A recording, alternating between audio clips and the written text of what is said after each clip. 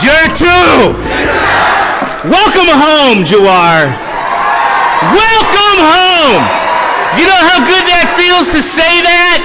Welcome. It seems like yesterday when we sitting here, and I wish Senator Kerry Dietzig was here with me, doing the resolution about the human rights violations that was happening in Ethiopia, right? And the children that were college students who were killed because they were protesting, doing what we take for granted in Minnesota, the ability to protest about anything we want, right? The resolutions that drove the way to saying it's not okay, right? And then the resolutions to say it's not okay to hold you in Baqqlaan prison without any due process rights. That's not okay. Your child, Oromo, held him in my arms. He was the youngest door knocker on a political. You talk about civic engagement. He was the youngest civic engaged child in the state of Minnesota. And I never forgot that. Matter of fact, I never forgot this, ladies and gentlemen. Never forgot this. In 2014, when this was given to me, it never has left my office, and it's never left my mind. And knowing that we sit here fighting for our human rights because we want to have the freedom to be able to express what our rights are. That's something that you two have given light, not only to the nation back home, but to your home right here in Minnesota. All these folks here are friends because of the fact what you're doing and what you've done. And you know, I'm going to tell you this again, it really does feel good to say welcome home. There was a whole group that just was scared and concerned, who love you, who care about you. I love you, I care about you, and I'm glad you're home. And I'm not letting you go. All right, I'm not being funny, but it's okay. Here's the thing. I got a couple minutes. All right, you're going to kick me off of here, but you can't because, you know, that's just not going to do it. You guys want me to leave? The ultimate measure of a person is not where they stand in moments of comfort and convenience, but where they stand in times of challenge. That's what Dr. Martin Luther King said to us in 1960, right? That same wording is true today. And now what it does is we're still facing the same problems and the same struggles and the same fight. So the systemic river that runs deep, yet the tide doesn't seem to change. In fact, we've endured those who fan the flames and create more fire for us to walk through. What can we do? Guess what? Do we gather? Do we rise? Do we collaborate? Do we organize? But what we do is we speak the truth to power. These two gentlemen spoke the truth to power, and here they are back home. And with that, don't you ever forget, speak the truth to power. And I want to give you a couple of things, can I? And then I'll leave the stage. Fair enough? First of all, you're Team Hoffman, because as we sat, I'm going to give you three sheets. Three sheets. Listen to me. 3 sheets. Three.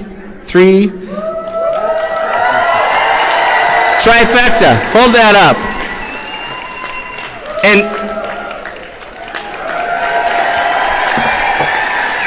And yes, welcome to Team Hoffman. Matter of fact, ladies and gentlemen, I'm going to leave you, but I want to say this. Welcome home. Welcome home. God bless you, stay fruitful, and may we what?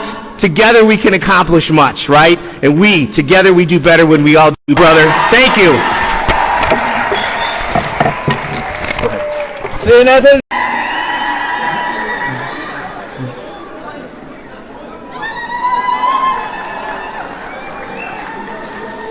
Mee sagaleen keessan hin jiru.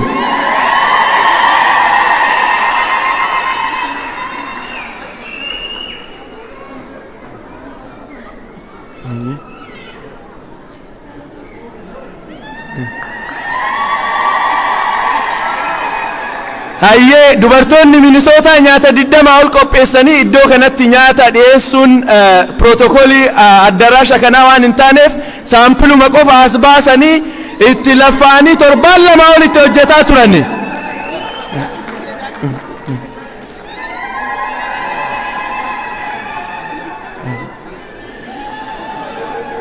hayyee itti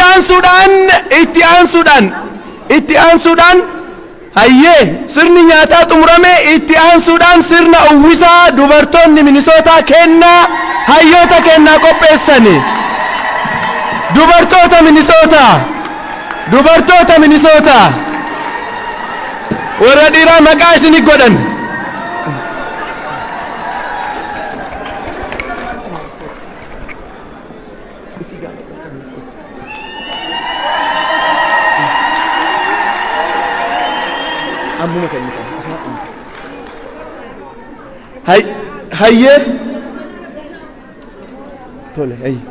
hayyee kana qofaa miti wanti dubartoota Minisootaatiin qophaa'e waan biraattu jira. Garana fidaaranii waan irra jedhanii fi waan isaan jedhan irraa dhageettu garana kottu fayyine maayilka qabee fi waan achirra barraa'ee jiruu fi waan isaan kennuuf deeman kana asitti ilaaltu. Dubartootni Minisootaa dhiira Minisootaatti maqaa goote. Aye galatoomaa isiniin jedhaa kunini dubartoota Minisootaa mara bakka bu'eeti. Oromo Women of Minnesota present this award to Jawar Muhammad in recognition in the appreciation of outstanding service for Oromo people. Thank you jedhaa wanni kuni dubartoota Minisootaa irraa baga gammadnee isiniin jedha.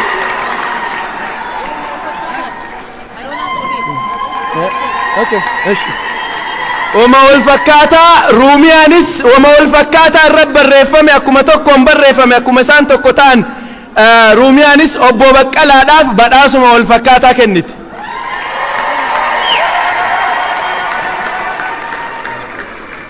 Hayyee dubartii Minisootaa tana akkana fideen deebisuu warra boo'aa turan yeroo isaan nyaata nyaatu didan sana waliin nyaatu didantu jirani waa takka oduun dubbisne deemu haadha ibsitu yoo danda'anii dubbatan hin beeku haadha ibsitu namni beektan hin beektani isaan asitti affeeree daqiiqaa takkaaf waan isaan jedhan irraa dhageenna kana hunda isin kennani warri dhiiraa agas hunda haasa'ee isaan wanti deebi'aniif hin jiru.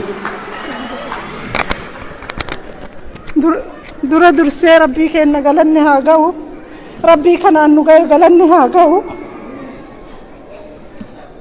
Ummata Oromoo rabbii waan gaarii nuu kenne rabbi nurra haa tursiisu. Jawarii Fii Baqqalaallee mara isaaniitu hogganoota kenna maraa bakka jiranitti rabbi nuu haa tiisu. Keessattuu Jawariin nuu haa tiisu. Mee jahamtuu irraa nuu haa qabu. Rabbi nuu haa tiisu. Oromoo walii nuu haa galchu. Ka hidhame nuu haa baasu. Ka rakkate rakkoo nuu haa baasu. Biyya teenna rabbiin nuu haa misoomsu. Ani amma waan guddaa jechuu hin danda'u. Arra jaruma caqafnaan galatoomaa ulfaadhaa galatoomaa. Dubartoonni keenya guddaa dalaganii xiqqaa haasa'an. Kabaja guddaa isaan qaban kanaan kabajaadhaan iddoo isaaniitti na deebisa.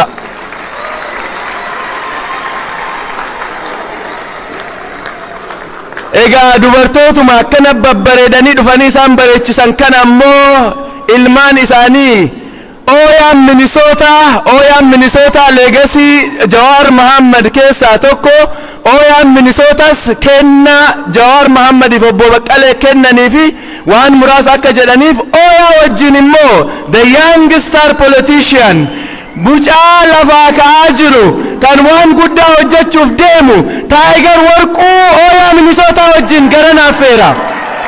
Oyaa Minisootaa Taayigar Warquu wajjin.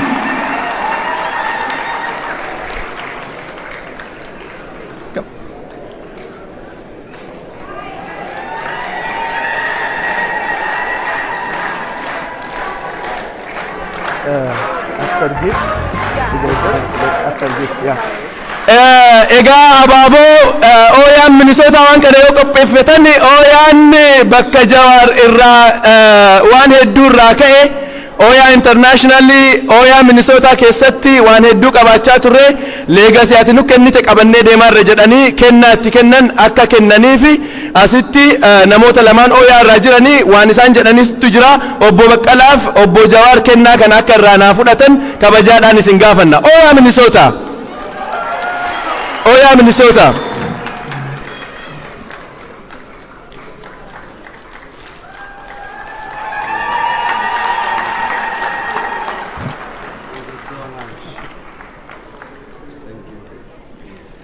Itti aansuudhaan waan muraasa waa'ee ooyaa Minnesota gaafa karatti baanee sagalee irraa qabnee iyyaa turre hundi afootti warri liid godhaa turan keessa dargaggoota Minnesotaati.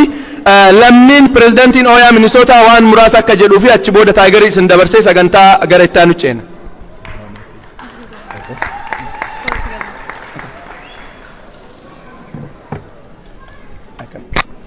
I can pass through you there, so you can read. Yeah.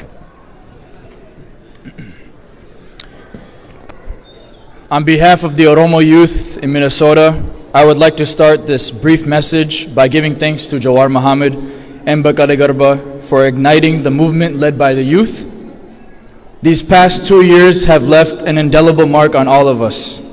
It's important to call out the progress our people have made with building up our communities in places around the world, like in Canada, Australia, Norway, Germany, the United States, just to name a few.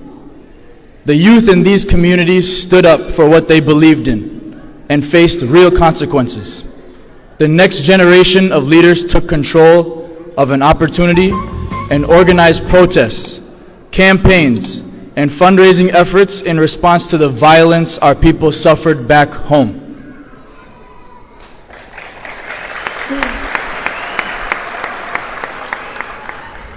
Groups like Oya, Kube, and Kero did not rest until we got answers from the U.S. government, resorting to sleeping overnight at the state capitol and the Ethiopian embassy. Thank you to the youth that spoke out for the ones back home who are the true backbone of the Kapso. Wan wagga laman kunin nugode, yomo hindagan. Galatoma. Beautiful message. Asuma akka taataniti ega legacy Oyaati dargaggoo Oyaan dargaggoo Minnesota bakka bu'a. Dargaggoo Minnesota keessaa immoo young star politician kitaaba barreessee filannoodhaaf dorgomuudhaaf kan deemaa jiru Tiger ergaa muraasa akka nu dabarsu Tigeritti kenna. Jirtu. Jirtu. Jira. Akam. Thank you guys so very much. And you know, I would have joined Oya, but the problem is I can't dance. That's one of the requirements to be a part of Oya. You have to dance. So that's something I got to work on. But from Germany to France, from England to Norway, Jawar has traversed the European continent, bringing with him a message, a powerful message of unity and hope. Jawar and Baqqlaan, as you continue your tour here in the United States, know that the American people stand with you. For the values you speak of aren't just Oromo values, they're American values.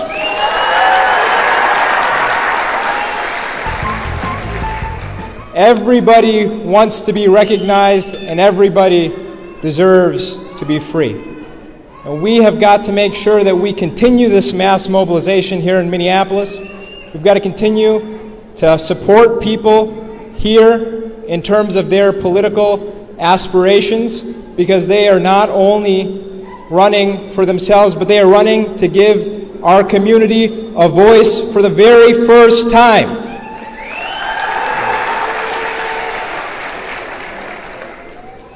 You know, I don't want our descendants to say that my great-great-grandmother was a close friend of our Congresswoman. I want our descendants to say that my great-grandmother was that Congresswoman.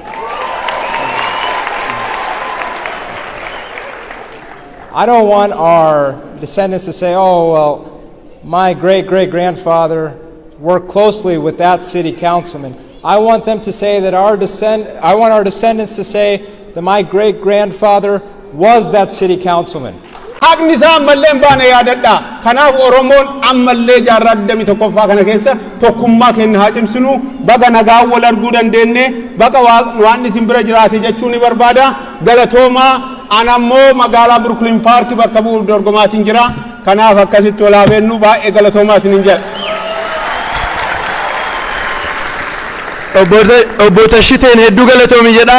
Kan dhumaa keessummoota asitti affeeru odoo sagantaa keessummoota asitti affeeruutiin hin genne haasaa har'aa ka jalqabaa akka nu hubanu Obbo Jawar Muhammad gara steejitti akka na affeertu Amaanee Badhaasoo gara na affeera. Amaanee Badhaasoo.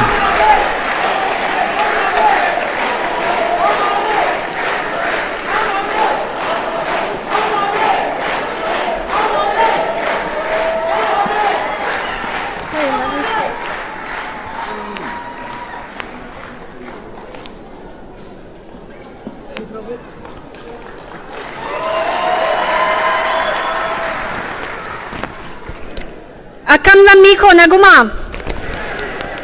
Isinin dhaga'u sirriitti akkam jirtu lamumaa? Duraan dursee alhamdulillah madaa keessanin beekaa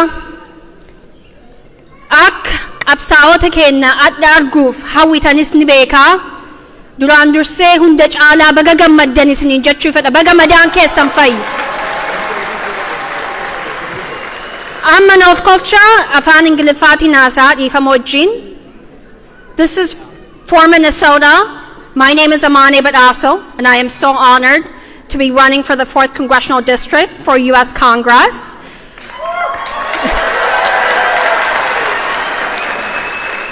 But it's a remarkable day because the two people that sit before us are freedom fighters. They're the beacon of hope for the Oromo community here. And just to add to how special this moment is, Jawar Muhammad is a Minnesotan, regardless of whether he is no longer a U.S. citizen.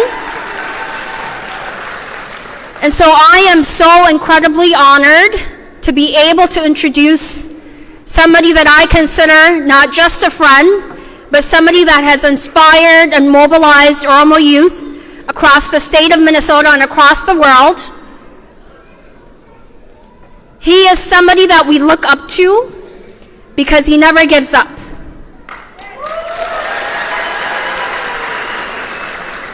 Regardless of how challenging. Warri Riverside nagagabdu. Brooklyn Parko.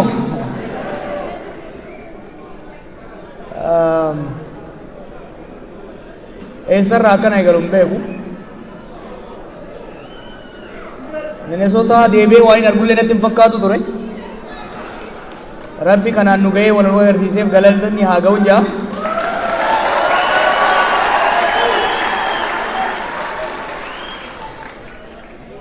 Minnesotaan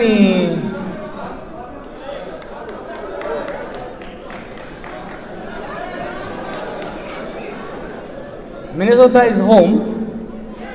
It's not just home.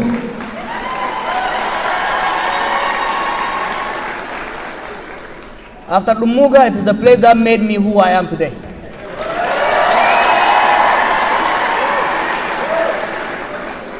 Ummanni kun hedduun keessan kan hin fuula beeku. Hedduun keessan kan hin harka keessan irraa nyaadhu. Hedduun keessan kan akka shaatootti guyyaa hunda gurratti natti iyyaa oolu.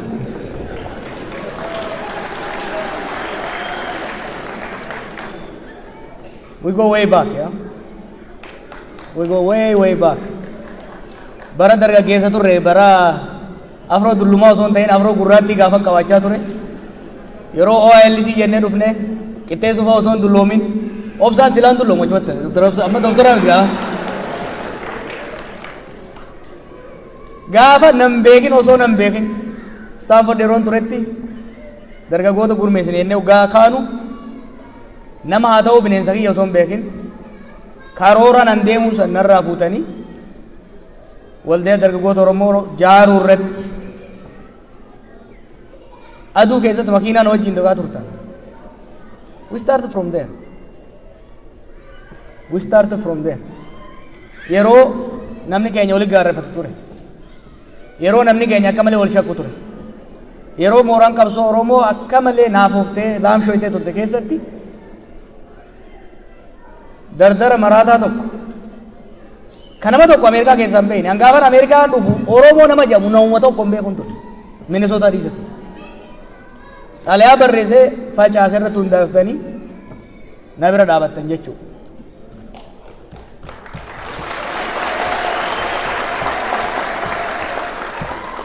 Kompiitara fayyadamuun irraanfadhe beekti. San booda gaafaan ani Oromoo jedhu ganti hoggaan akka fiigee isaan dhufe. Amantotaan dhufe jechuudha. Bararaa ooli allaattii duuti lafa kuma jaansan lafa maree DC New York California hundi waliin maree hoggaa dubbiin jabaattu isinumatti hin baqadhe jechuudha. Gaafsanii dheedan saalfachiiru. Yeroo OMN ijaarraa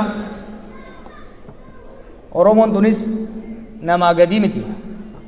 Qilleensa Oromiyaatiif gurra Oromoo olollii fi bololli orma guutuu hin qabu dhugaan keenya guutuu qaba jennee hoggaa kaanu wata osoo hin qabaatin warri gaafsa miidiyaa ijaaru sochoone Mahamad Adamoo Mishaa Arfaasee gaaf tokko miidiyaa seennee hin beeknu beektu Eliyaas Mahamad Abdosh none of them knew about media.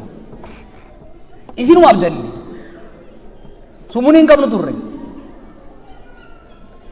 From scratch we built a media that transformed Ethiopia for good or worse.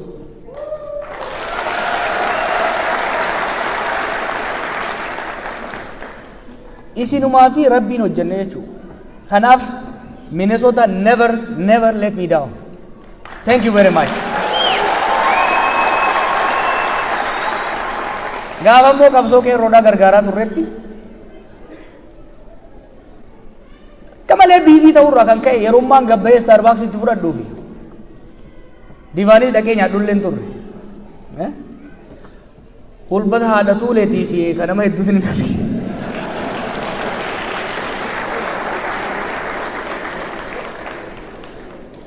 Midhaan guuramee osoo nyaadhu arban ga'ee beeytan asitti. I truly love you. It was incredible.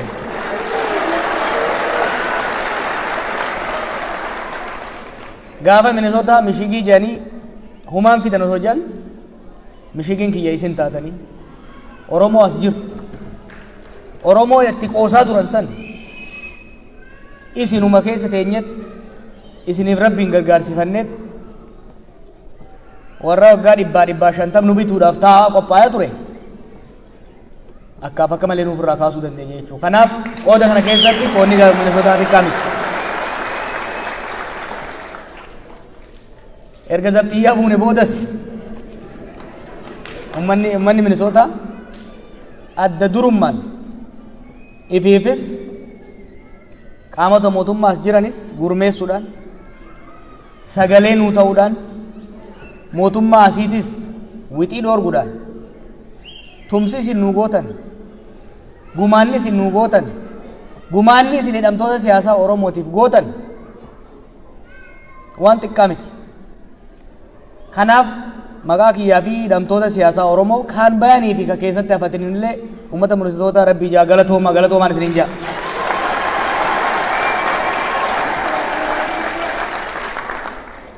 Cimina keessaniin bakka bu'oonni biyya kana keessa jiran kan Washington jiranis kan as jiranis akkuma Oromootitti akka gammadaa fi tolaatitti ummata Oromootiif hoggaa sagalee kennan arguun hedduu nama boonsa.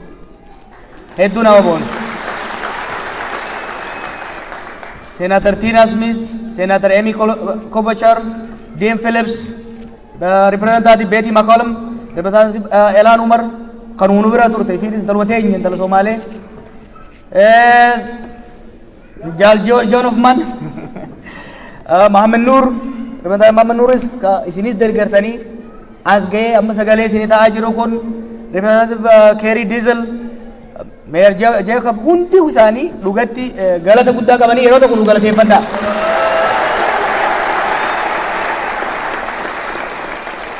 On behalf of the Oromo people, particularly the Oromo political prisoners, I would like to express my appreciation.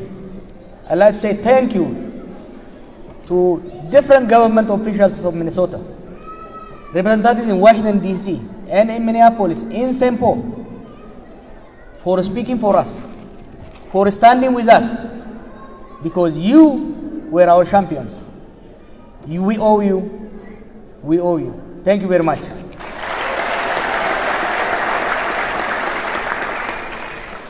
Ammammo nama ormaa firoonfattanii saba keessaniif ummata keessaniif akka dubbatu godhuu bira dabartanii keessanillee qaadhimtanii ol dhiibaa jirtan.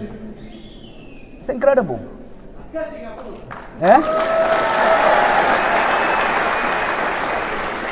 Tashitee waaqoo hawaasa keenya hoogganuu bira dabre amma sadarkaa naannootitti dorgommiidhaaf hoggaa seenu hoggana tokko guddifattan jechuudha. Hoggana tokko keessaa guddifatan jechuudha.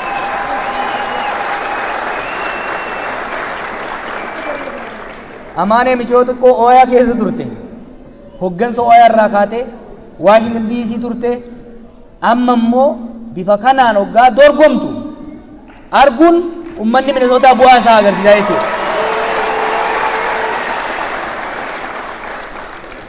Taagalis umrii isaatiin osoo of hin tuffatin bifa kanaan onnatee dorgommiidhaaf seenuun isaa waan jara kanaati milchimina jara kanaa qofaan kan calaqqisiisu. It's our dream.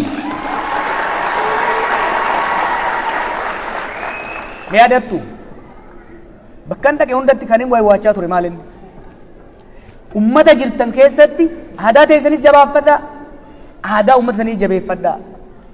Geetoo ta'anii adda bahanii irraa taa'urra ummataan wal fudhatanii toltuu ofiitis toltuu biyyatti dhaqanii keessas qabatanii jiraachuu barbaachisaa. Isin Oromoo Oromiyaatii miti.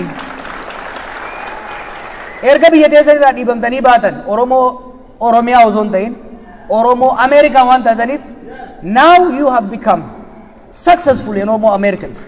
Paaspoortii qofaanii miti. Paaspoortii qofaanii miti. Namoonni hedduun osoo nuti agarru lafarraa kaanii qabeenya guddaa horachaa jiran. Ijoolleen meeqan lafarraa kaanii doktora ta'aa jiran, profeesoroota ta'aa jiran, ijoolleen wajjin riivarsaayidii kubbaa taphataa turte jechuudha. That makes me very happy. Maaliifi hoggaa ummanni keenya Oromiyaa keessa jiru hoggaa namni isaanii biyya alaa deeme baratee hojjetatee dabarteef maqaa isaa hoggaa miidiyaatti argu ni onnata. Ilmi lafaa dhufu, intala lafaa dhuftu ni jabaadhi. Kanaaf jabinni keessan jabina ummata Oromoo Oromiyaa keessaati. Jabinni keessan hamila nuu kenna. Jabinni keessan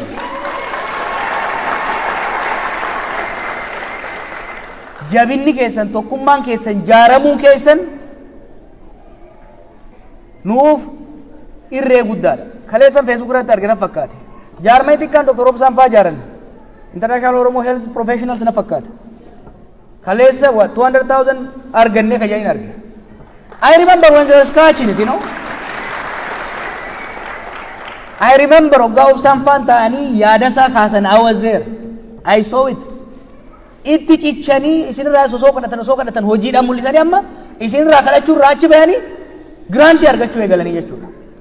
Akka dhuunfaattis baratanii dalagatanii jabaachuun akka professionaltti illee jaaramanii jabaachuun that is what it means to be Oromo American.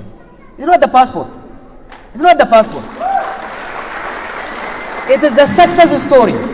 The success story as individuals. Chunillee haga har'aatti hin danda'amu. Dhugaan nuti keessa jirru biyya keenya keessatti kanadha. Biyya ormaa keessatti bilisummaadhaan haga kana teessanii baay'attanii konkolaataa keessan bakka feetan dhaabbattanii abbaa feetanii waliin dhuftanii sa'aatii feetanitti deemuun hafee nama 3-4 ta'anii biyya sana keessa sossoo'uun hin danda'amu. Har'a sadarkaa kanarra jirra. Namoonni ammallee mana hidhaa jiru. Waggaa 3 dura guudhufnee fi har'a tokko miti. Ani ispiriitiin koo tokko miti. Afurri koo gaafa sanaa fi inni har'a tokko miti. Kaleessuma guyyaa kaleessaa eeguma nuyi as galleeti. Oromoorra waan gahaa jiru baay'een keessan nageessaniitu ta'a. Dheengadda kana torban kana keessa maal akka ta'aa ture baay'een keessan quba qabdu ta'a. Konkolaataa irraa buusanii jumlaadhaan akka fedhanitti ajjeesu biyya sana keessa. Ilma Oromoo harka isaa dudduubatti hidhaniitu rasaasaan tumanii ajjeesu. Gaafa sana tamuuf yeroo isaan kaarikuleemii diizaayinii godhachuu jalqabantu ture. Har'a garuu afaan keenya barachuu dhiisaatti afaan keenya nuyyuu afaan keenya akka nuyi dubbanne nu ayyamuu barbaadan. Afaan keenya akka nuyi dubbannu iyyuu gaafa sana barachuu barbaadaniiru dubbachuu barbaadaniiru. Har'a immoo isinumaa dubbattu afaan keessan nuun jedhu. Hamma sana hamleen keenya cabee dhugaa dubbachuudhaaf. Kabajaan keenya hamma kana rukutame. Ormi kaleessa nu sodaatu har'a miidiyaatti bahee akka garaa isaatiitti waan barbaade nuun jedhee nutti dubbatee fayyaadhaan naqee rafee bula. Ijoolleen Oromoo gaafa sana qabsoo kana finiinsitee nuunis nu abdachiiftee mootummaa amma jiru kanas immoo jijjiirama jettee itti kennitee deebite.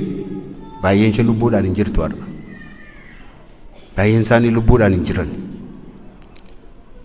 Isaan kan mana hidhaa jiru. Isaan kan utuu biyyaa ba'anii utuu baqatanii galaana keessatti gammoojjii keessatti dhumaniiru. Isaan kan immoo rasaasuma mootummaa kanaatiin dhumaniiru. Warri hafe immoo mataa isaanii buufatanii dhokachaa as jecha achi jecha baqachaa akka bineensa biyya isaanii keessatti rifachaa jiraachaa jiru. Kun dhugaa har'a keessa jirudha. Kana dhoksuun hin danda'amu.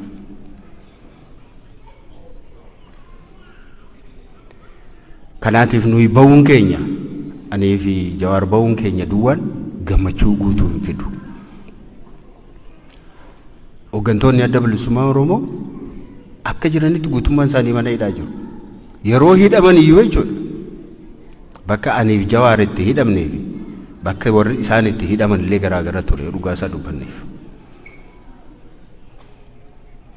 Isaaniin gammoojjii keessa olii gadi naannessu bakka itti jijjiiru akka namni hin dubbisne godhu akka galaan isaan hin dhaqqabne godhu akka isaan yaalii hin arganne godhu.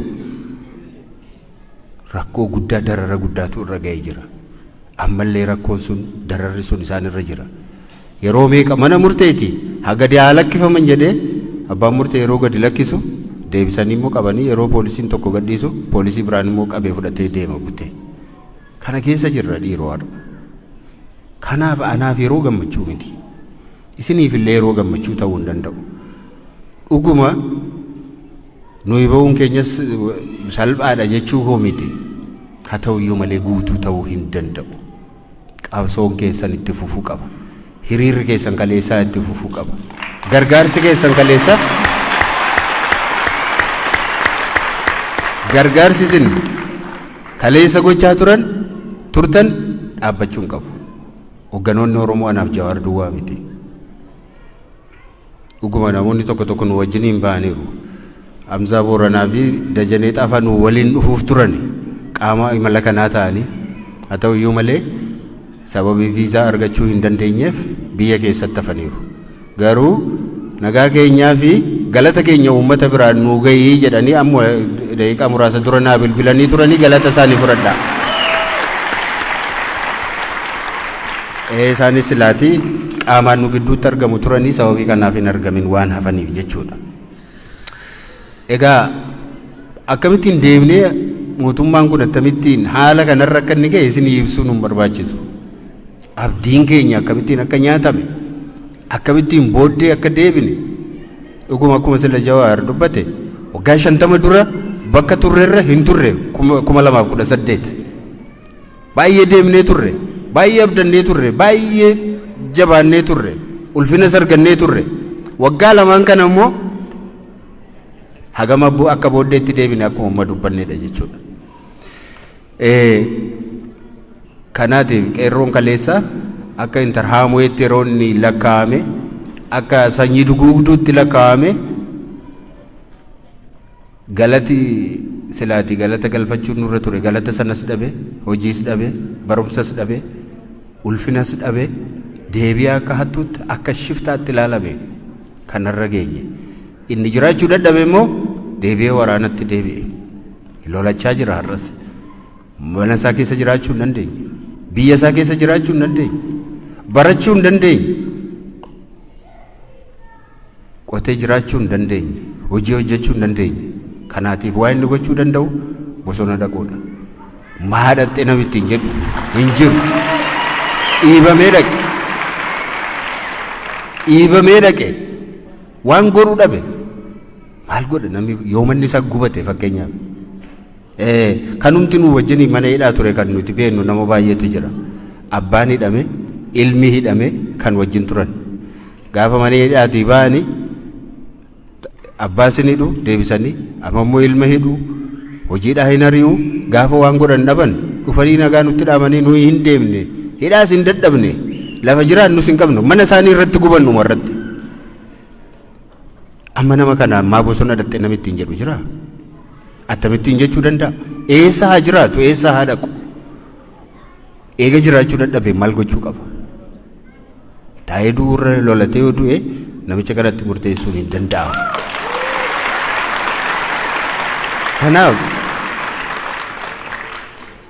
Kanaaf haalli nuyi keessa jirru har'a fakkaata. Mootummaan addunyaa kanarratti mana qotee bulaa mana hiyyeessaa gubee bira dhaabate itti sirbu mootummaa Itoophiyaa malee argine hin beeknu nuti. Mootummaa nama osoo lubbuun jiru ibiddatti waadee gubee gaggaragalchee akka nama foon waaduutti guggubee osoo hin gaafatamin hafe mootummaa Itoophiyaa malee dhageenye hin beeknu.